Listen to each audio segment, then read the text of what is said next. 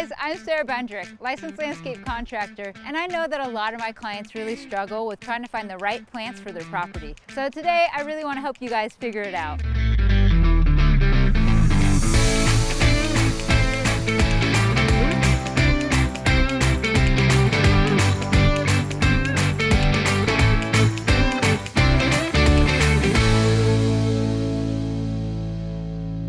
Not sure whether to plant annuals or perennials, bushes or hedges?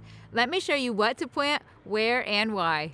So I'm clearing out most of the bigger shrubs, and the smaller things, the yard bats can actually just till right into the soil. But while I was out here, I discovered this deciduous shrub. Now, it just looks like twigs right now, but you can see it's actually starting to bloom out. So I want to keep it in the yard and see what it turns out to be. To speed things up, I'm going to use the Yard Boss to till up the soil. It's going to make it so much easier for me to transport the soil from up here to down here.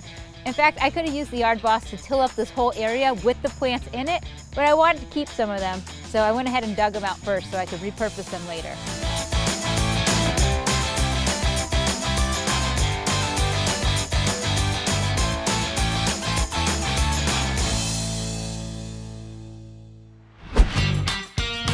Soil texture is basically the definition of sand, silt, or clay in your soil. All of them usually are combined. A sandy loam is what you really want, and you definitely want some organic matter like this soil has. You can see it has wood chips, it has pieces of dead leaves. All these things are going to decompose and add nutrients to the soil. To figure out what soil texture you might have, you can take a clump of soil and you want to get rid of all the sticks and all the little pieces of stones. And then I'm going to add a little bit of water to this and do a ribbon test.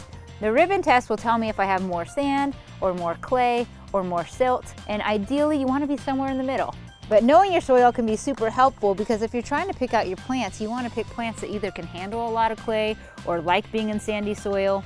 And I want to squeeze out all the water until it doesn't drip anymore. All right, and so I'm gonna make a little ball with this. It holds pretty well, which is good. So that means I definitely have clay and silt in this. If it was all sand, it would kind of crumble open. Now to do the ribbon test, you're gonna take this little ball and you're gonna press it between these two fingers here. And the idea is the longer the ribbon, the more clay you probably have, or silt. Now I'm gonna push it through like this, and I have about an inch or so, and it's going a little bit more. Oh, there we go. I know I have a decent soil mixture with clay in it. Now again, if I had sand, it would break right off immediately. If I had a lot of sand, I'd want to make sure that I add organic material to balance it out because sand does not hold a lot of nutrients. So we're going to go ahead and maybe add a little fertilizer when we plant, but other than that, I'm pretty happy with it.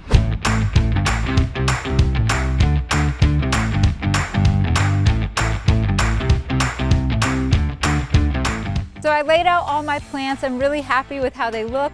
I picked a few different colors, especially to pick up on the beautiful magnolia out here. But most importantly, I want you to notice the scaling. I started with the smaller plants on the bottom, my medium-sized plants, and then the rhododendron, that's kind of the star of this planting here. But it's also going to be the biggest plant, which is why I put it in the middle. I wanted to go with a very full planting for curb appeal, but if you want to save a little money, you can use less plants and spread them out. They will grow in eventually.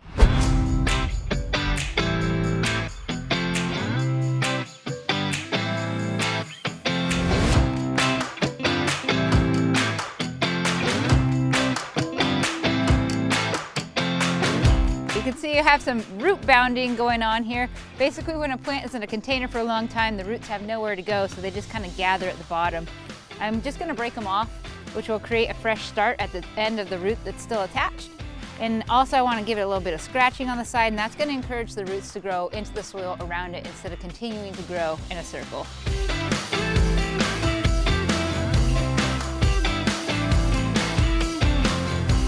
So now I just want to level the soil out a little bit so it's not so bumpy and uneven. I want to make sure that I don't have soil up too close to the neck of any of these plants. In fact, a lot of them I planted just a hair high because I'm going to come through with a layer of mulch, and it gives it some room so I don't bury the plant with it.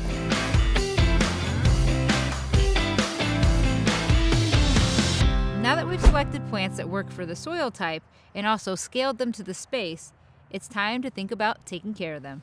Watering in your plants after planting is actually super important. You really want to get them established. I added a little bit of plant food to this mix right here, and this is going to give them an extra boost. But what I really like to do is to feed the soil because long-term wise, they're going to do really well if you have good soil. After the seasons kind of change and some of these perennials die back a little bit, you can prune them down with your hedgers or trimmers, and they'll go ahead and resprout brand new and fresh when they're ready.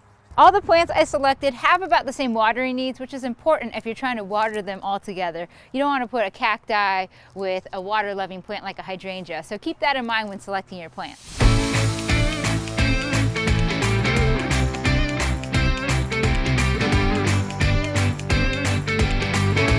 Hopefully these tips get you excited about working in your landscape this spring. For more advice, visit a neighborhood ace. And coming up, how to care for your landscape.